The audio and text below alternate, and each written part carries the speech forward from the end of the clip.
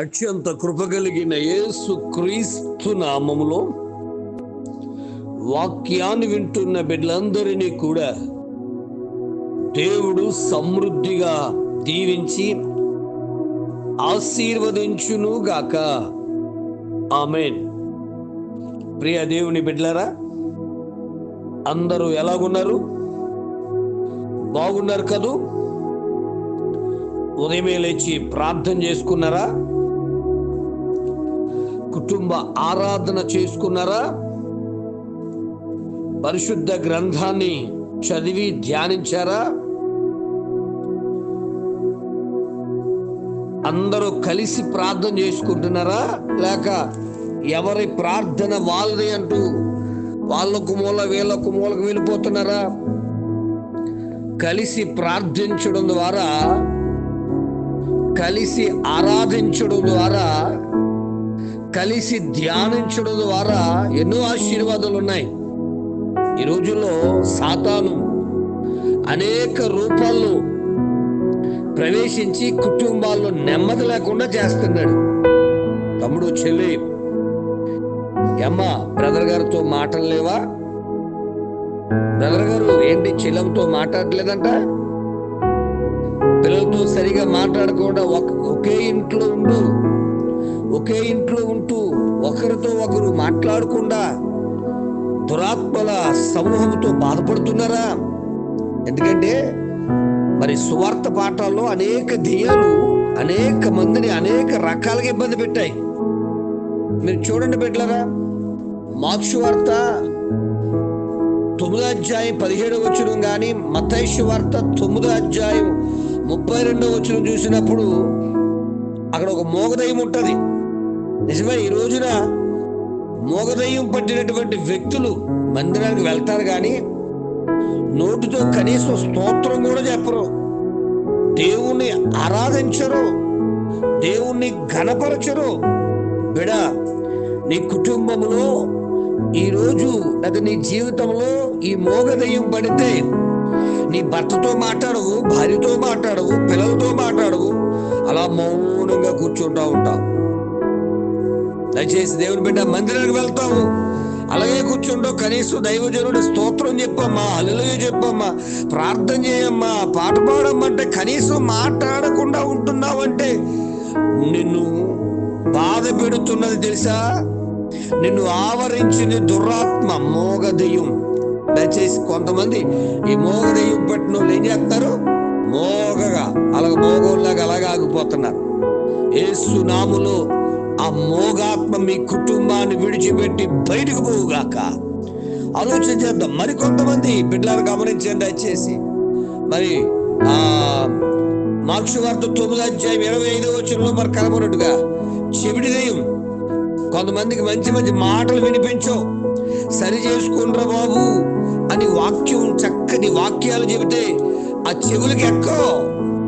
పనికి మళ్ళీ సోదైతే మాత్రం, పనికి వాళ్ళ కల్పన కథలైతే మాత్రం చాలా దురద చెవులు గల వారిని తిరుగుతూ ఉంటారు. సంఘంలో చెబుతున్న ఖచ్చితమైన వాక్య భాగాలు ఒక చెవితో విని ఒక చెవితో పెడతారంటారు చూసారా? అలాగా వీరికి ఏ మాత్రం చెవులకి ఎక్కువ. ఈ రోజున సరి చేసుకో బాబు అంటున్న విషయాలు నీకు చెవికి ఎక్కట్లేదంటే నేను బాధ పెడుతుంది మోగదెయ్యం లాంటి, చెవిటి దెయ్యం లాంటి క్రియలేమో. ఒకవేళ నీ జీవితంలో ఎలాంటి క్రియలతో కుటుంబంతో ఐక్యత లేకుండా ఉంటే దయచేసి సరి చేసుకుంటావా? ఒకటి స్తుతించలేని వాడు మోగదెయ్యం పట్టినట్టు. దేవుని వాక్యాన్ని వినకుండా కొంతమందికి చక్కని వర్తమానాలు, ఈ వర్తమానాలు వింటున్నప్పుడు అలాగే వెళ్ళిపోతూ ఉంటారు, మనకి ఎందుకు అన్నట్టు. అలాంటి స్థితిలో ఉంటే దయచేసి నీ కుటుంబాన్ని ఇబ్బంది పెడుతున్నది తెలుసా? మోగదెయ్యం, చెవిటి దెయ్యమే. ఆలోచన చేయి దయచేసి దేవుని బిడ్డలారా. మూడవదిగా చూస్తే లూకా సువార్త 8వ అధ్యాయము 28, 29 వచనాలు చూస్తే అక్కడ సమాధుల్లో తిప్పేస్తున్న కుర్రోని మనుషులతో ఉండవట్లేదు. అలా వెళ్ళిపోతున్నాడు, ఎక్కడెక్కడికో తిరుగుతున్నాడు. కొంతమంది ఇంటి పట్టు ఉండరు, వస్తారు డ్యూటీ నుంచి, మళ్ళీ అలాగే వెళ్ళిపోతూ ఉంటారు. ఎందుకు వెళ్ళావురా? సరదాగా టౌన్లోకి వెళ్ళానండి, సరదాగా సిటీ. ఎవరో తమ్ముడు ఆ టయాన్ని భార్యతో నీ బిడ్డలతో కలిసి కూర్చుని చక్కగా మాట్లాడుకుంటే పరలోక రాజ్యంలో ఉంటుందిరా నాన్న. నువ్వేమో పెద్ద పనున్న వస్తాదిలాగా ఏ పని లేకపోయినా బండిలో పెట్రోల్ ఎంత ఖర్చు అయిపోతుంది, కొమ్మని అలా తిరుగుతూ ఉంటారు. తిరుగుడు దయ్యం పట్టింది ఇలా పట్టుకుని కుటుంబం పంట పట్టుకుంటారు. పొద్దుట ఏడవడరా బాబు, ఈ దయ్యాల గురించి మాట్లాడుతున్నారు అనిపిస్తుందేమో. బ్రతుకు మార్చుకో, జీవితాన్ని మార్చుకో, కుటుంబంతో కలిసి సంతోషపడు, నీ భార్య నీ బిడ్డలతో కలిసి సంతోషంగా ఉండు, ఇంటి పట్టుండు. సెంటర్లో మెయిన్ సెంటర్లు అంటూ చెప్పేసి సోది చెప్పే స్థలాలకు వెళ్ళొద్దు. దయచేసి వీడట ఈ దెయ్యం పట్టిన మనుషుల మధ్య నుండి, ఆ ఇంట్లో దగ్గర నుండి ఇంటి దూరంగా సమాధులు ఉండే స్థలాల్లో, సమాధులు ఉండే స్థలం అంటే పనికి మాలిన ప్రదేశాలు, ఆధ్యాత్మికంగా చచ్చిపోయే స్థితి. సినిమా చూసే ప్లేస్ సమాధులుండే ప్రదేశమే. ఎస్, రియల్ గా తాగుతున్నావు, వారు ఆధ్యాత్మికంగా చచ్చిపోయారు. అక్కడ ఉండే ప్రదేశానికి వెళ్ళిపోతే త్వరలో నీవు కూడా పెద్ద తాగుబోతు అయిపోతావు. మీరు ఆలోచించు, వ్యభిచారులు ఉండే ప్రదేశానికి వెళ్ళిపోయావు. దయచేసి అక్కడ ఆధ్యాత్మికంగా వారు చచ్చిన స్థితి, ఆ స్థితికి వెళ్తే నీకు ఆ పాపం అంటుకుంటా. తమ్ముడా, చెల్లెమ్మ, అన్న, అక్క, ఆలోచిస్తున్నావా? పాపం ఉండి ఆధ్యాత్మికంగా చచ్చిపోయిన వారి స్థితుల దగ్గరికి నువ్వు వెళ్తే ఆ అలవాట్లు నీకు అంటుకుంటాయి. మొదటిది, స్తుతించలేని నోరు ఉంటే నిన్ను పట్టుకున్న మోగదయ్యమే. వాక్యాన్ని వినలేని చెవులు, దురద చెవులు కలిగి చక్కగా ఎవడైనా మంచి స్టోరీ చెప్తే వింటావు, మంచి సీరియల్ చెప్తే వింటావు, మంచి సినిమా చెప్తే వింటావు, కానీ వాక్యాన్ని వినకుండా దూరంగా పారిపోతున్నావేమో. ఆలోచించు దయచేసి బిడ్డ. లూకా సువార్త 13:11 చూస్తే అక్కడ ఉన్నది బలహీనపరచు దెయ్యం. నిజమే కదా? పాపము కొన్నిసార్లు మనల్ని బలహీనపరిచేస్తా ఉంటది. నువ్వు బలహీనమైపోతుంటా. అన్ని ఉన్నాయి బ్రదర్, ఈ ఒక్క విషయంలో బలహీనుండి.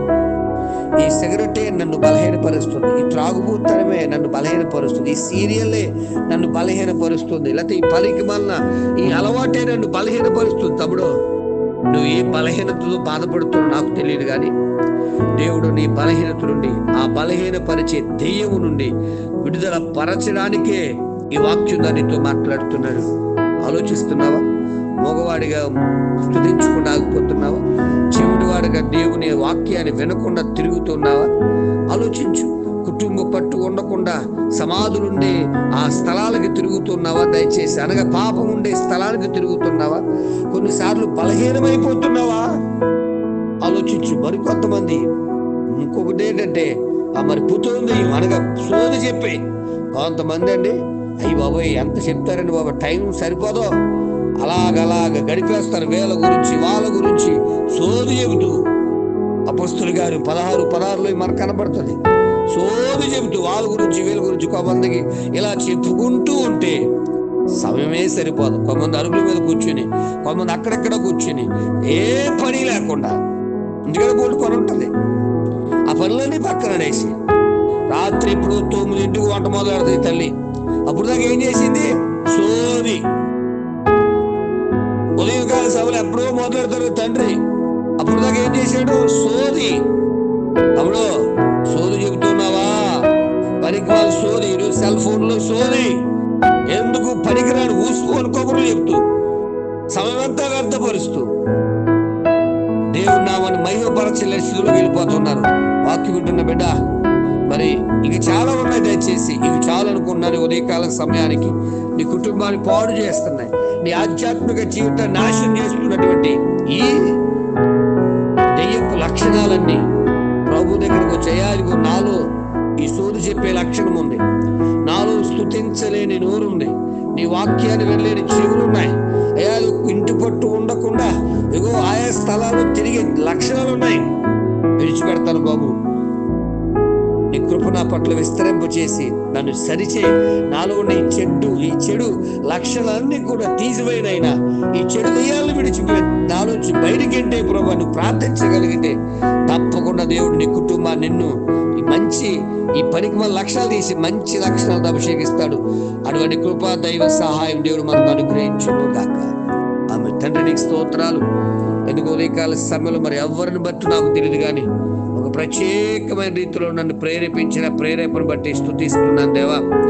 ఆశీర్వదించి బలపరిచి భద్రపరిచి ఆత్మతో నింపండి అయ్యా. నిజమే, కొంతమంది స్తుతించలేకుండా, వాక్యాన్ని వినలేకుండా, దురద చెవులు గలవా సోలు చెప్పుకుంటూ, కల్పనా కథలు తిరుగుతూ, అయ్యా ఇంటి పట్టు ఉండకుండా ఈదుల్లోనే తిరుగుతూ, అయ్యా స్థిరత్వం లేని వారుగా, అయ్యా రకరకాల విధానాలతో రకరకాల లక్షణాలతో నలిగిపోతూ ఉంటే ఈ వాక్యాన్ని వింటున్నప్పుడే వారిని సరిచేసి సరిదిద్ది రక్షించి నడిపించి బలపరచమని వర్ధలింపచేయమని, నిండారుగా మీ దీవులతో నింపమని, మీ రాజ్య వ్యాప్తి కొరకు నిలబెట్టమని, మహిమ పొందమని, నీ సందులో వాడుకోమని అయ్యా. వారి కుటుంబాలు ఉన్న వారి బిడ్డలు కానీ వీరికి కానీ ఎవరికైనా ఈ పనికి మాలిన దెయ్యపు లక్షణాలు ఉంటే విడిచిపెట్టి నిన్ను నమ్మి నీ కొరకు నిలబడి నీ ప్రకారము జీవించే జ్ఞానము దయచేయమని, అభిషేకించి ఆరోగ్యాలిచ్చి ఆశీర్వాదం ఇచ్చి వీరి కుటుంబాల చుట్టూ పరిశుద్ధాత్మ కంచి వేసి వీరు చేస్తున్న పనులన్నింటినీ ఈరోజు తలస్తున్న ప్రతి తలంపును ఆశీర్వాదించమని, ఈ గ్రూపులో ఉంటున్న ప్రతి బిడ్డను మీరు దీవెనకరంగా మార్చమని యేసు నామమున అడుగుచున్నాను తండ్రి, ఆమేన్. ప్రార్థనా అవసరం కొరకు నా సెలవు 9866958571. ప్రభు కృప మీకు తోడుగా ఉండును గాక. ఆమేన్.